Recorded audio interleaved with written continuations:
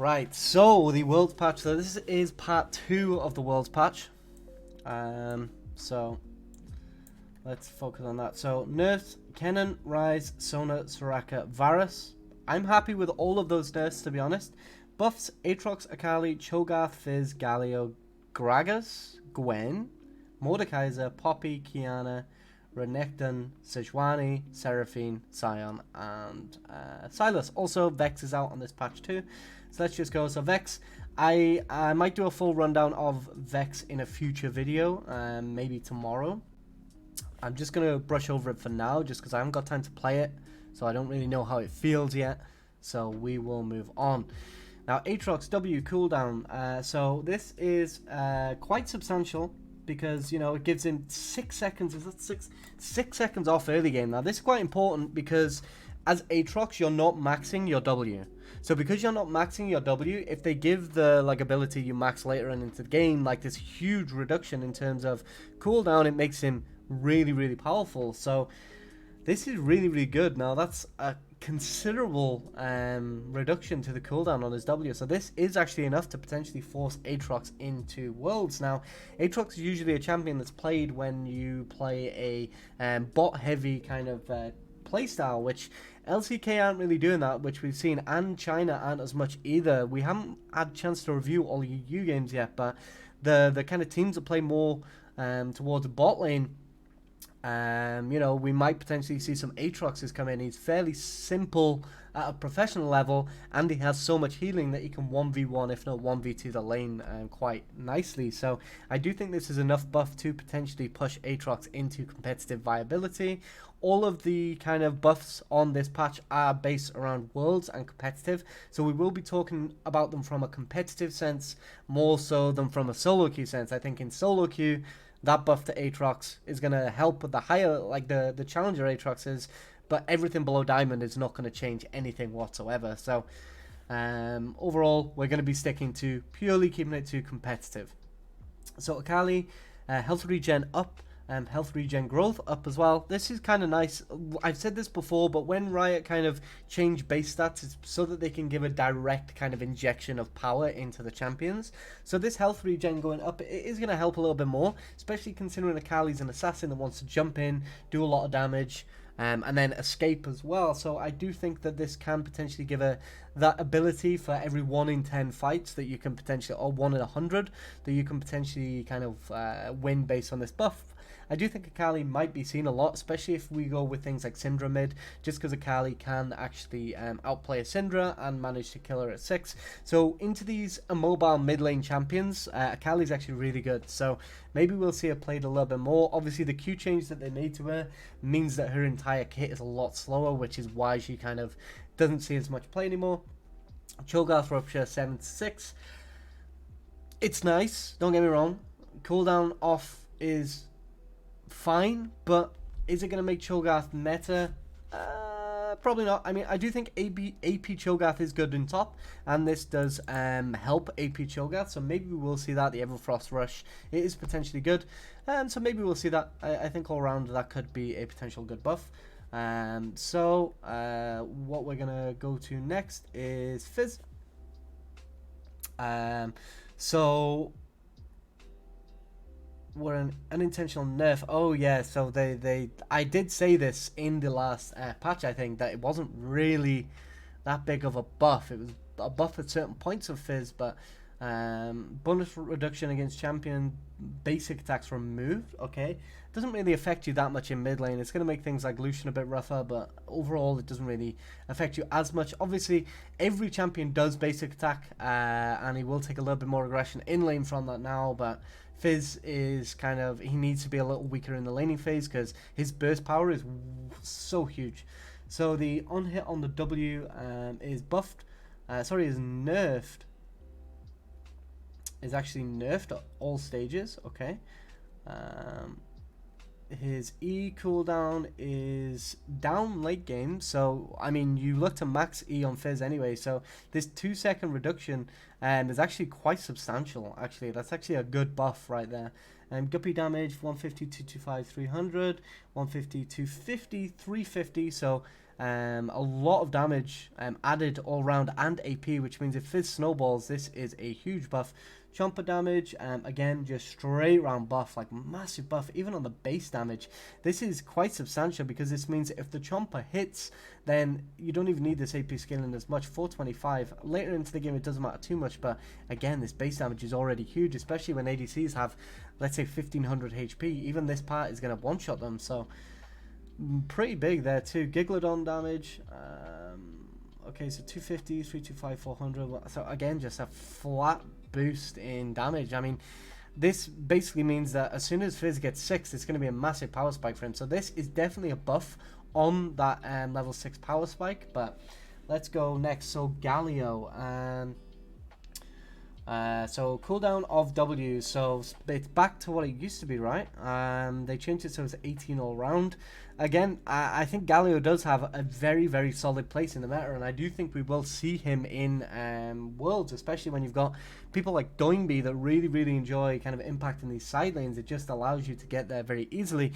We also have the Predator buffs as well, which Predator is another really, really good rune on Galio for getting into those side lanes, so you can pop Pred in kind of situations where you just want to get there as quick as you can. So I do think that this is more than enough to push Galio. I think Galio is already competitive standard, and I also think he's very, very good. So again, I don't think these buffs are needed. I think this will help him a bit more in support maybe, but overall I think this kind of placebo in a little bit in a way. And Gragas W bonus magic damage, 20 to 140 is now 20 to 140 still, plus 7% of maximum hit. Oh my god, what is this? This is huge. Gragas was already very good. It's 7% of their max HP, and on top of that, it's now 70% AP. Like, it doesn't need an extra 10% AP. This is massive. Like, this is actually huge. Gragas is going to see a lot of play, and Gragas is also a 4-way flex, so this is very, very big. Like, honestly, it doesn't seem much, but again, base stats, like we previously said, just injecting a bit of stats into them. So I think you know, it's nice. I think Gwen is already going to get picked. She's such a massive aggressor in the top lane that I think she'll get picked anyway. Kennen Q damage, so 80 reduced. Okay, now this isn't really going to mean too much. This is going to mean that Kennen just needs a bit longer to kill someone. I don't, you know, this isn't going to change anything. Like, Kennen is already one of the best top laners in the game, especially because of the way the meta works. When you're playing against melee top laners, Kennen is very good into said melee top laners, so it's very, very good. Mordekaiser is just terrible. Like, this change will not force him into competitive, like, at all. Now, obviously, you don't max E first, so it is a bit more of a buff for your laning phase. It does go down when you do max it. It does go down to 10 seconds, which it already was.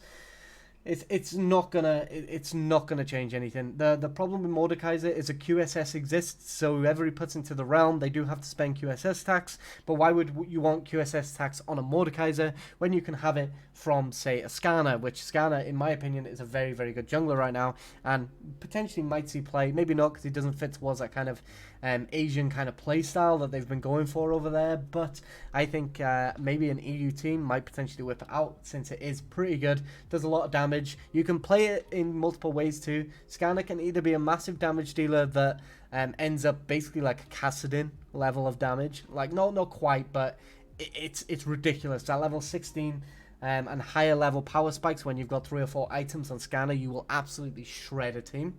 So that's a good thing. Unfortunately, Mordekaiser it does get kind of countered by QSS, and on top of that, I just don't think the champion is in a good enough position to see massive amounts of play. He is an AP top laner, but you've got Kennen, so what's the point, and Gragas as well, who's just received huge buffs. So I really don't think this is going to push Mordekaiser into competitive play. He has much bigger problems with his kit. The fact that he's a bit of a lane bully and then just gets kited out of Oblivion, and can also kill himself. Because if you go into your realm and then ADC goes in there with you and they kind of space towards where their team is, and then they instantly QSS, if you get anywhere close to them, you're just fucked. You're just going to die. So its team fight potential is terrible. The only reason to ever take Mordekaiser is if they have somebody that can just you know, shred objectives, and you can just, you know, you can take the jungler away and get rid of their smite for those objectives. So I think that's the only kind of reason why we would see that. But yeah, so let me just make this a little bit bigger. There we go. So we see from Poppy. Poppy, Iron Ambassador, cooldown 16, 12, 8 to 3. So I actually think this, I think Poppy right now is an incredibly powerful jungler, actually. This cooldown won't affect her in the jungle, so that's good. So it's actually good that they tagged their passive. It will give her a little bit more trading power in the laning phase, and she will get that shield too, which is really, really good. But all round, I think this is a nice buff. I do think Poppy's already competitive ready, especially into things like Camille and stuff like that. But yeah. So again, I think Poppy is already great into a lot of meta top laners, things like the Camille, the Gragas that we'll see coming through. She can beat a lot of them. Obviously, the Kennen is still going to give her a hard time, but overall. Now, they're actually trying to force Qiyana into the jungle. Now, I did mention in the first patch that I don't think 25% additional damage that they gave to her was anywhere enough to change her. Like, you know, like in mid lane, it doesn't really do much. It's going to allow it to take camps more, but she needs to snowball for that. Now, adding it to 50%, that's a little bit different. That's a little bit different because now it's at 50%. This is potentially very good because it speeds her clear up by substantial amounts, because it's gone from like, I think 0% to 50 over the past 2 patches. So just 50% on top. This is going to mean that Qiyana jungle is definitely viable now, especially considering one of the things that I personally like doing with teams is I like running, in like pro teams, I like running Qiyana in either jungle or mid. I've done both in the past, purely because if you have kind of enchanters on the enemy team, which isn't really enchanter meta, I mean enchanters are significantly harder to play than engage options, and you know those engage options are just so good right now. The Alistair, the Braum, even things like, I mean the like Gragas and the Trundle and Leona and all of these picks are just so good. The Rel too, they're just so good at winning a team fight that they're so good in lane. And even the Thresh again, great for lane, great for out of lane as well for those picks. So I think overall, I don't know. I mean, I like running her when they have those enchanters because you can get Serpent's Fang really easy. And if you get a really big ult, Serpent's Fang is still great on her, I think. Because if you get a really good ult on them, it doesn't matter what their enchanters do. It doesn't matter if Karma, Mantra, Ease her entire team. This item is going to break through all of that with the Qiyana ult, and then it's going to do a massive amount of damage. Now, another thing I am very interested in seeing as well is I saw that on the last patch they were also buffing Talia a lot, and the buffs were more so towards the laning phase. So what I think their idea is with these buffs is to try and force Qiyana into the jungle, so we get those kind of situations where you get a Qiyana and a Talia ult. So if we actually have a look right now at some of the absolute monstrosities that you can create with this combo, you'll see exactly why Riot are trying to buff it. So for example here, look at this. Talia's ult classes as a wall, and so does J4 as well, so that's another combo, but that would require Qiyana to be in a mid lane. But as you can see here, the wall that comes through from Talia, if Qiyana just ults it whatsoever, it will instantly not only go on the Talia wall as well, but it will fill in the gaps between terrain, and all of this terrain will now become deadly. All of this back here, because Qiyana's ult will spread over every single part of terrain that it can. If you were to say cover the entire map or the entire jungle with gaps in terrain with say a Talia ult, this is what happens. So I see what they're doing. I see what they're doing with these buffs, and I like them. I'm gonna admit I do like them. So we'll see. I think she's viable in jungle now, and they also changed her her Q. So if the target you EQ is still within your attack range, it won't get dodged. So right now, if you say use mobility to get away from Qiyana as she jumps in with her EQ, if you say flash away, it will get cancelled. which is good. It'll just miss, which didn't happen before, which is what made Kiana way too busted. So Renekton, they completely destroyed Renekton in that patch. They took 0.5 seconds off his W, which is really, really bad. Now, the thing is with Renekton, and the reason why Renekton was taken so much is because of this stun. He's a massive lane bully that scales based on how mechanically talented you are. But on top of that, it's very kind of... It's a big issue because they took away so much from his W. But that was one of the main reasons you took him. You took him with Tally, you took him with Nidalee, like you took him with Viego, and you just get them fed off the Renekton being able to chain his CC. So I don't think these buffs are gonna make up for that. I think he may still see play, but it's gonna be much harder to make him work now. The self lockout duration 0.375 seconds, so it is a bit of a buff all around. But I just don't like it. I don't think it's gonna make him good. I don't think he was really that good before.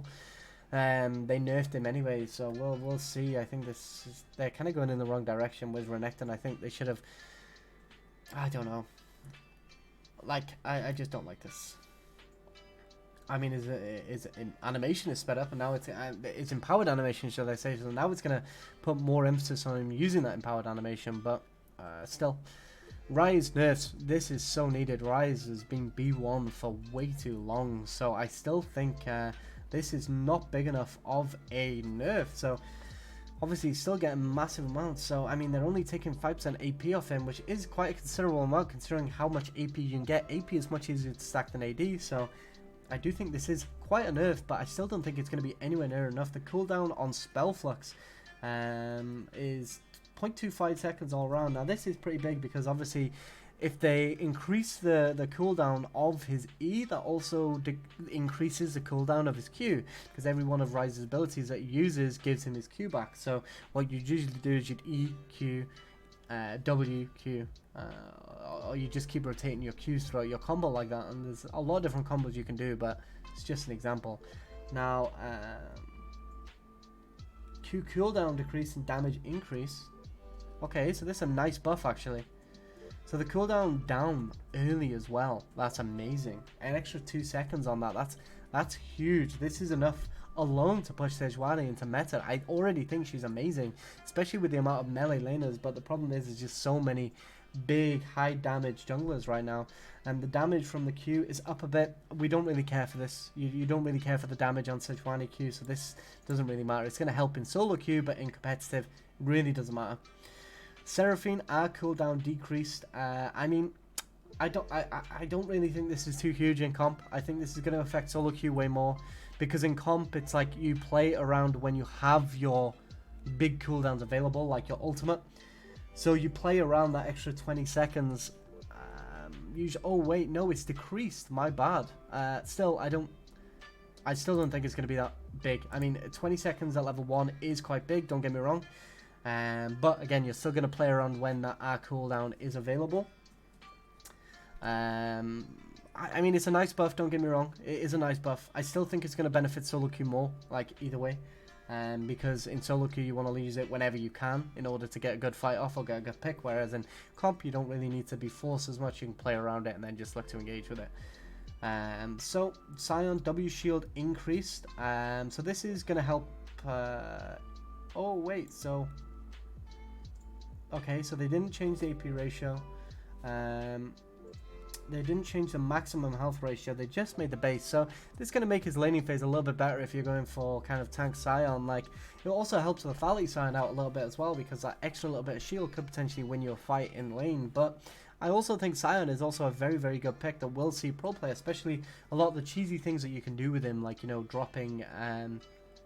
like invading their buff and, you know, taking the buff away, dying, taking the gromp as well with the buff, and then you've got 2 camps, you TP to top, and you've already got a massive gold lead and XP lead, and the enemy jungler won't be ganking you anytime soon because they're not going to get level 3 or level 4 of their camps depending on the route that they decide to go. So I think that Sion is already competitively viable, and I think this is going to be one of the big cheesy picks that people are actually going to use in competitive from the less prominent regions.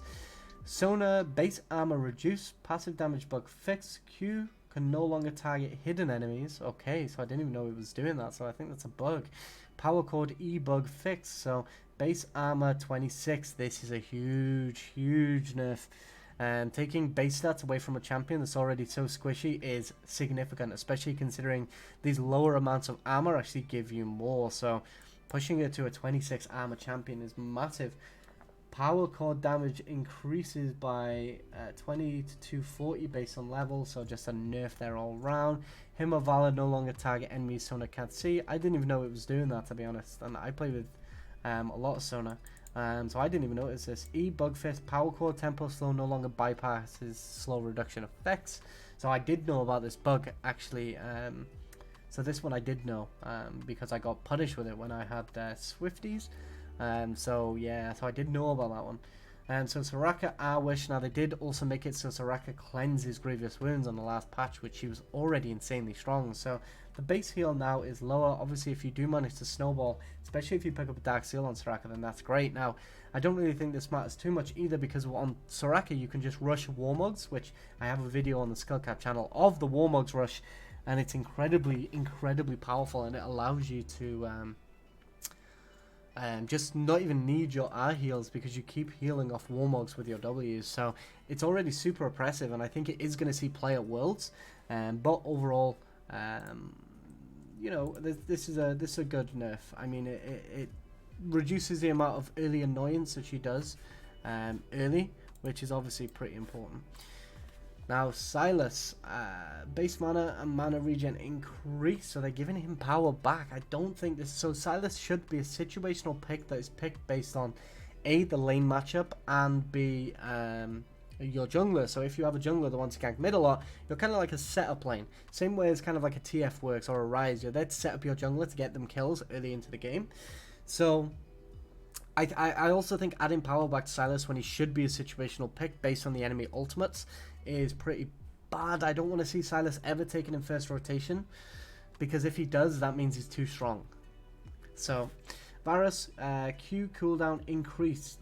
So again, this might actually give more power towards going Dustblade on Varus. So I mean, it does give a bit more power to that. Obviously, I think the straight lethality is just better on Varus. I still think Prowler's Claw is better purely because you get more lethality out of it. But I can see why people go to Dustblade, especially to reposition after a fight. But the thing is, if you're going lethality Varus, then why do you need to reposition after a fight when your job is just poke from range? So we will see what happens there. Ultra Rapid Fire is back, and they reset all the balances. They did. I mean, Yuumi is just way too strong on there, so Earth changes, I'm not really too interested in them. Worlds Clash is coming. AFK penalties upped, so penalties will roll out. Okay, against serial AFKers. AFK tier 1, 5-minute delay for 5 games. AFK tier. This is the changes that they should have made anyway. 24-hour lockout queue, 3-day lockout queue. So if you AFK 7 times in a row, you get 2-week lockout queue now. That's huge. That's basically a ban, but without actually banning. So that's nice. It's nice to see. And the skins that are coming out, Dawnbringer Morgana, that looks gorgeous. Dawnbringer Yone, nice. I wonder if they changed Tryndamere. It actually displays how long his ultimate is left on the skin, so it's actually pay to lose. Lilia, Kane, okay. All round, I'm pretty happy with this patch. I think there's some interesting things. I think there's things that Riot are trying to force. Do I think it changes the meta massively? No. I already think a lot of the champions that they buffed were already meta and people just aren't playing them. Maybe it brings some light to them. But either way, that's the part 2 of the patch rundown for Worlds. This is 11.19. The games we're still reviewing on stream and uploading are currently on 11.16. We will be keeping to that for a little bit, but because that's kind of the most recent kind of information we have on a lot of teams. I think maybe some of the EU teams played on 11.17. I'm not entirely sure. We will see when we move on to EU. Overall, that's my patch rundown. And yeah, sub.